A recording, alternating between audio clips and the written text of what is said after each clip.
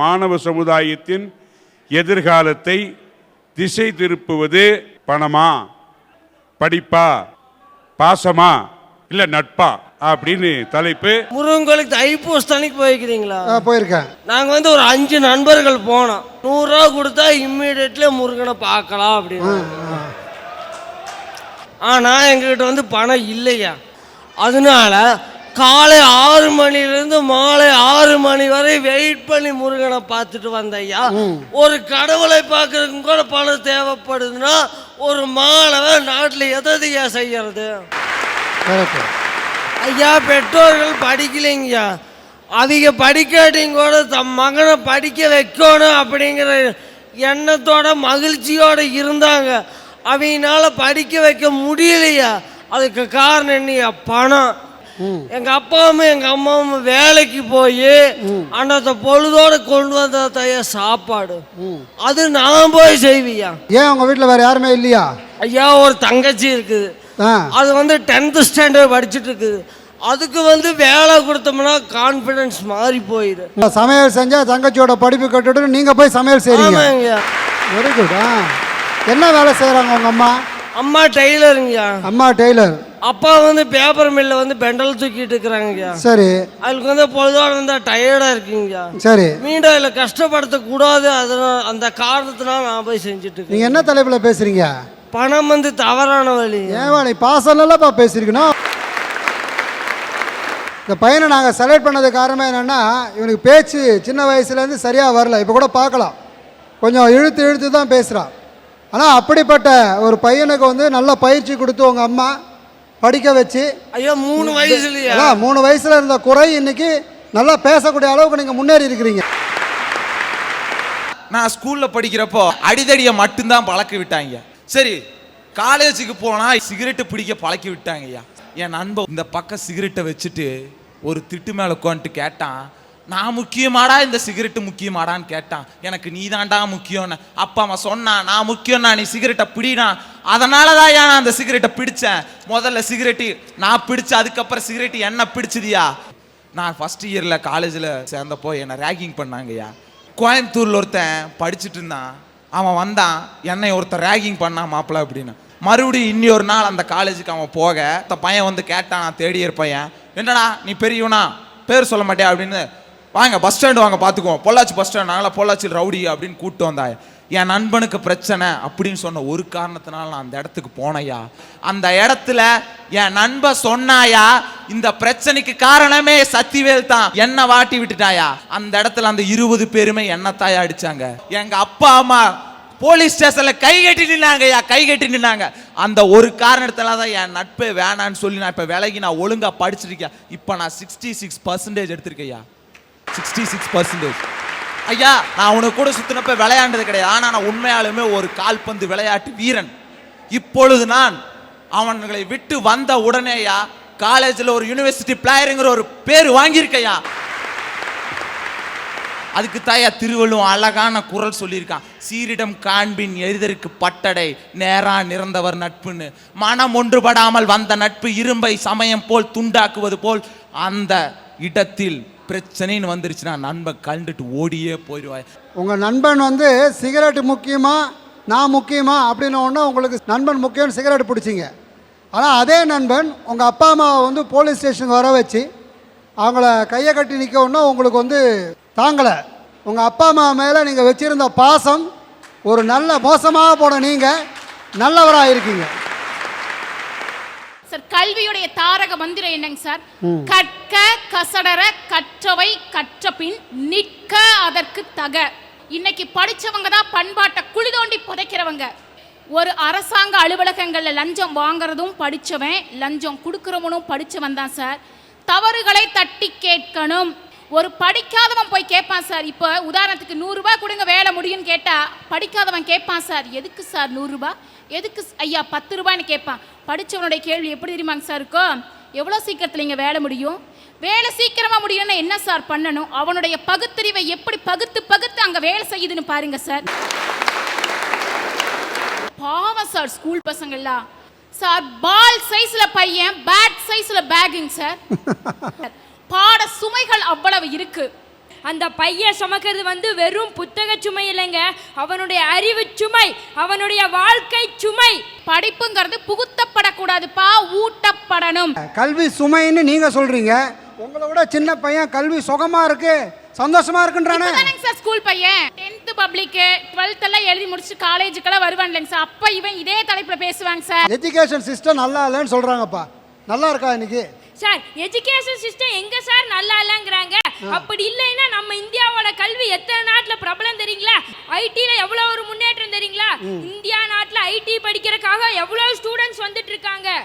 கல்வி முறை வேற, படிப்பு வேறங்க. நீங்க வந்து முறைகளை சொல்றீங்க, நான் படிப்பினுடைய மேன்மையை சொல்லிட்டு இருக்கேன். ஆழமான கல்வி முறை, ஆர்வமுடைய கல்வி முறைக்கு வள்ளுவர் ஒரு குறள் சொல்லியிருக்கார் தெரியுமாங்க சார்?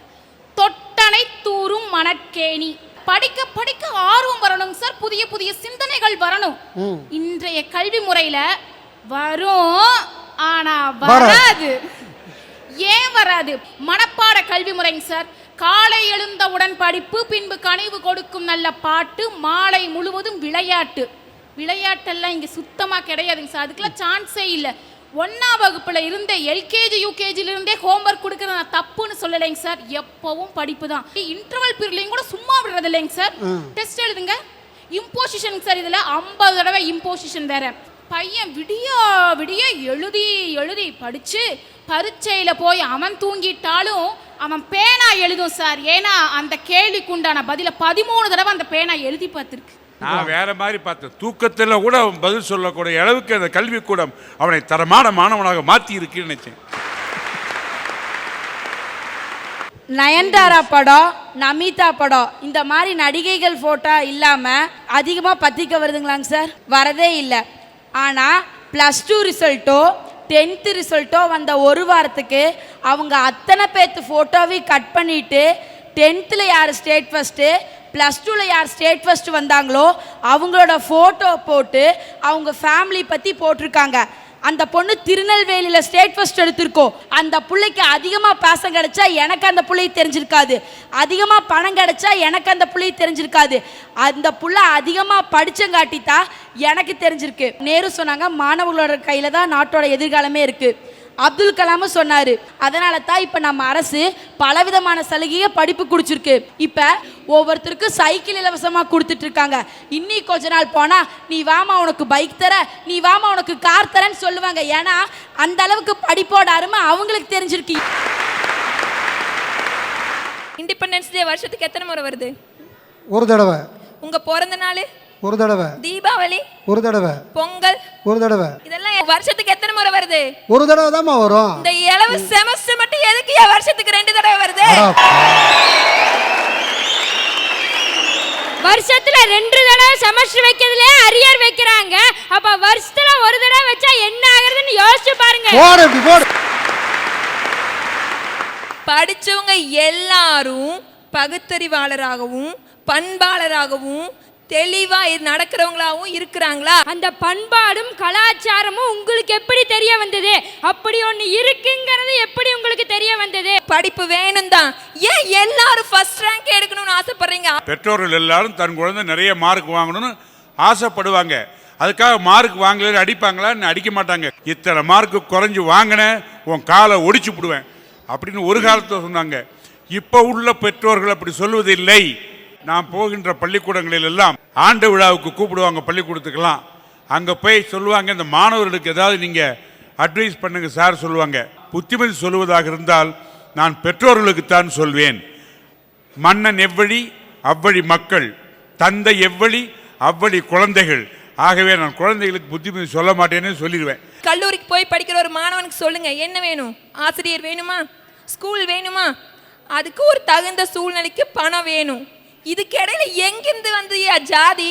இன்னைக்கு கம்யூனிட்டி சர்டிபிகேட் இல்லாம ஸ்கூலுக்குள்ள காலேஜ்க்குள்ள இருந்து போயிருவீங்களா? ஒரு நிமிஷம், கம்யூனிட்டி சர்டிபிகேட் கேக்குறாங்கங்கற ஒத்துக்கிறேன். யூனிஃபார்ம் கொண்டு வந்ததன் நோக்கம் என்ன? எல்லா மாணவனும் ஒருவன் தான். அங்க பாருங்க என்ன எழுதி இருக்குன்னு. ஒன்று எங்கள் ஜாதியே, கல்வி எங்கள் நீதியே. அத முதல்ல பாருங்க.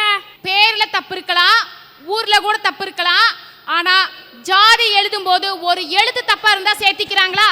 ஏன் ஜாதியை கேட்குறாங்கன்னா, காலங்காலமாக கல்வியிலும் பொருளாதாரத்திலும் மற்ற வகையிலும் வசதியின் அடிப்படையிலும் சில ஜாதியினர் ஒதுக்கப்பட்டிருந்தார்கள். அவர்களுக்கும் இந்த சமுதாயத்திலே சம பங்கு அளிக்க வேண்டும் என்ற காரணத்திற்காக அப்படி ஒதுக்கப்பட்ட சமூகத்தினர் யார் என்று தெரிய வேண்டும் அல்லவா, அதற்காகத்தான் ஜாதியை கேட்கிறாளே தவிர மற்ற ஜாதியை தெரிந்து கொண்டு அவர்களை அமுக்குவதற்காக அல்ல. வேலை இல்லைங்கிறீங்களே, இப்ப காலேஜுக்கே கேம்பஸ் இன்டர்வியூங்கிற பேர்ல வந்து 90% என்ன 99% ஆன ஸ்டூடெண்ட்ஸை எடுத்துக்கிறாங்க வேலைக்கு. நாம் கம்பெனிகளை தேடி வேலைக்கு போனது போக இப்ப கம்பெனிகள் காலேஜை தேடி வேலைக்கு ஆட்களை எடுக்கக்கூடிய சூழ்நிலை வந்திருக்கிறது. ஆனா சார் அதுல நிறைய ரவுண்டெல்லாம் இருக்குங்க சார். இந்த ரவுண்டெல்லாம் பாஸ் பண்ணாதான் அப்ப செலக்ட் பண்ணி எடுத்துட்டு போவாங்க. நோகாம நோம்பி கும்பிடணும்னு நினைக்கிறீங்க நீங்க? படிக்க கஷ்டப்படாம முன்னேற முடியுமா? யாருக்காக படிக்கிறீர்கள்? உங்களுக்காக மட்டும் இல்லை, உங்கள் பெற்றோருக்காக, அடுத்து உங்களுடைய சந்ததிக்காக. ஒரு ஜெனரேஷன் நன்றாக இருக்க வேண்டும் என்றால் ஒரு ஜெனரேஷன் கஷ்டப்படணும். நீங்கள் கஷ்டப்பட்டீங்கன்னா உங்களுடைய அடுத்த ஜெனரேஷன் மிக நன்றாக இருக்கும். என்னமோ நம்ம நாட்டில் படிச்சுட்டு நம்ம நாட்டுக்கு யூஸ் பண்ணாம வெளிநாட்டில் போய் யூஸ் பண்ணிட்டு இருக்காங்க இன்றைய இந்திய இளைஞர்கள் சொன்னீங்களே, அவங்க வெறும் சும்மா போலங்க, அவங்களோட குடும்ப திறனும் வளருது, இந்தியாவோட கடனும் குறையுது. Very good, very good, very good.